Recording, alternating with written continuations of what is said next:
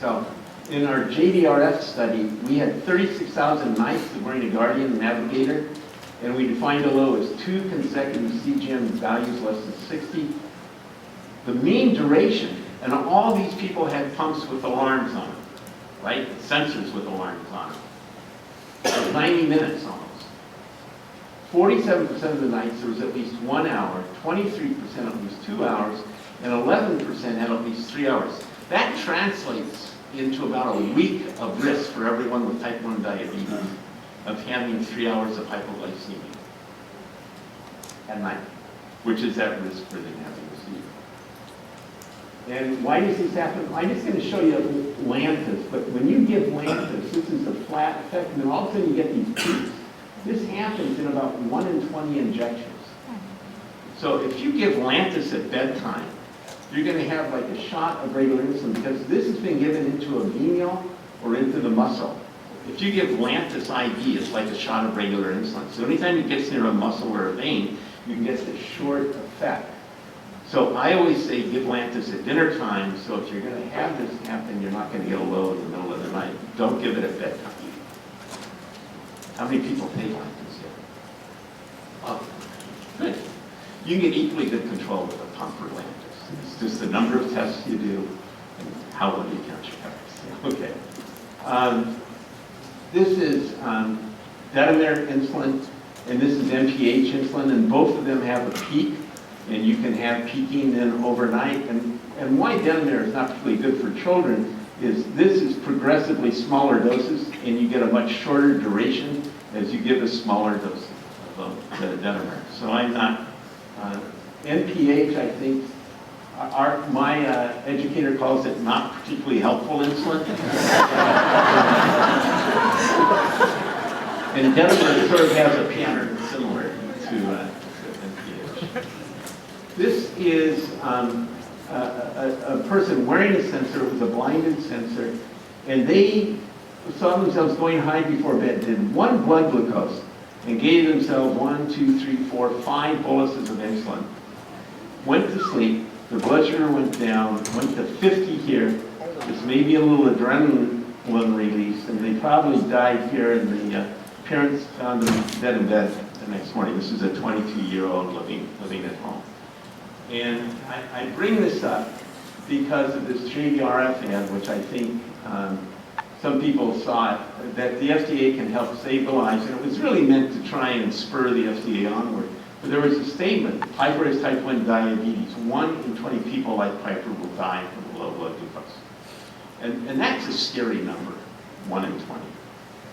But the actual data is that dead accounts for 3 to 6% of deaths. So you have to die first before you get to that 1 in 20 category.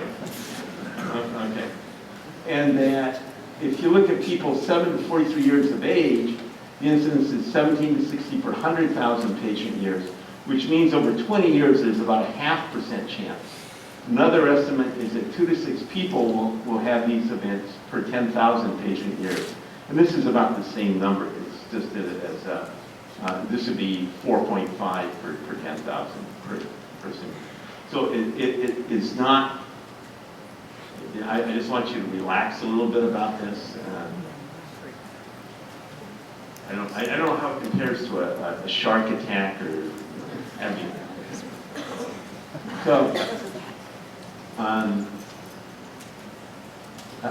maybe I'll mention this. We did a study where we had kids come in 3 to 8, and 12 to 18 years old, and we increased their basal rate until they became hypoglycemic. And then we looked to see if they had an adrenaline response. And 30% did not have an adrenaline response. But what was even more interesting, we had the parents sitting beside the younger kids, and they were blinded to the glucose values. And we asked them to say when they thought their kid was getting low. And 71% of the parents failed to recognize a low glucose value when the kid was less than 60. So what are your odds of the teacher in the classroom recognizing when your kid's low? If you as a parent can't do it. I think this is an argument for continuous censoring. So if you want to improve awareness, you can have them wear a real-time CGM. And in this study in Australia, they set it to 108 to alarm if he got below 108. So it was a very high alarm threshold. But then they followed him for 6 weeks, and those wearing the sensor got an adrenaline response at the end of 4 weeks, and they were able to restore it by preventing lows. So as we aim for tight control and we're getting kids where they're having more frequent lows, they can lose that response.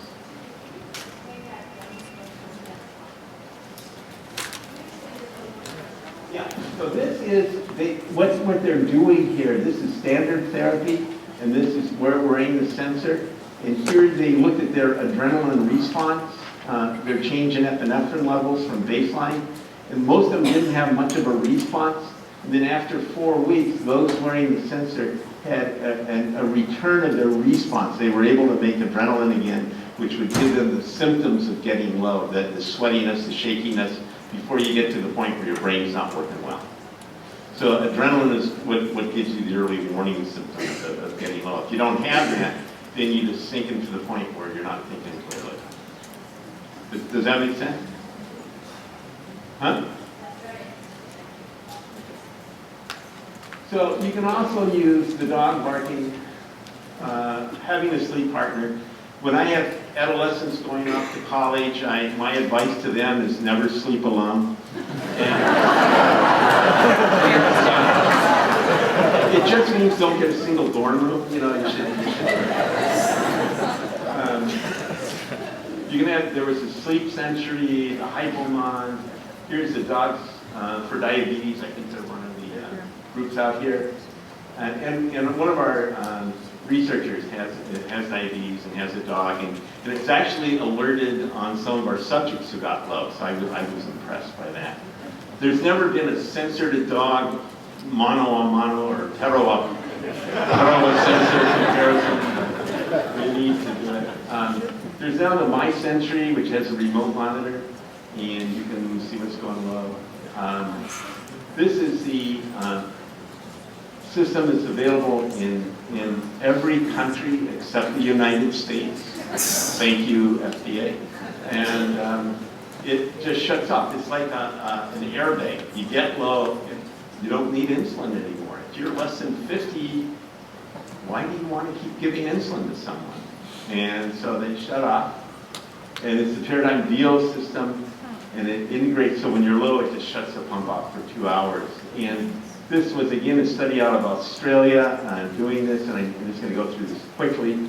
But this is the graph of where the insulin suspension occurred. And you can see, stopping the insulin, your blood sugar went up. And after 4 hours, your blood sugar was 150. It turned on after 2 hours, and this is when the glucose stabilized again.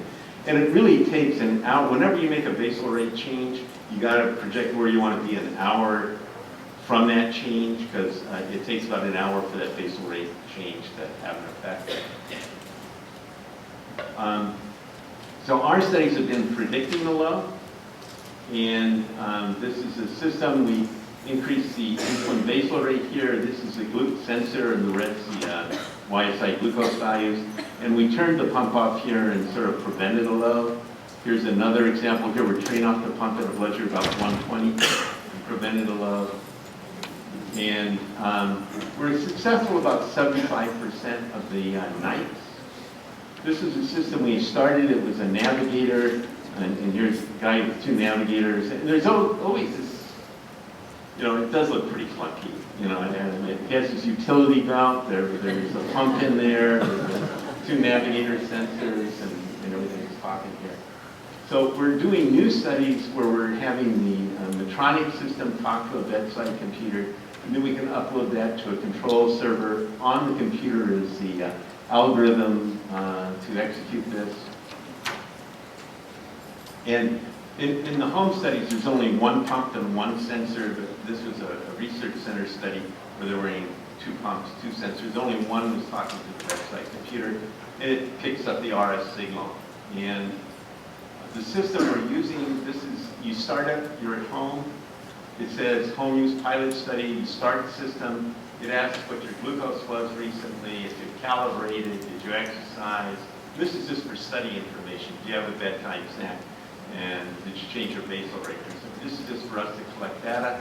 And then it starts, and then it runs all night. And the goal of this is not to give alarms at night. It's not to wake you up at night. This all works silently in the background. So if you're predicted to get low, it shuts off your pump. When your blood sugar's past the nadir and coming back up, it turns your pump back on without issuing alarms, without waking you up. So you just have a night's sleep without getting low. So this is one of the recent studies with the Medtronic system doing this, and again, we prevented a low. There's another night we prevented a low. And I heard another one. And another one. I didn't realize I had one.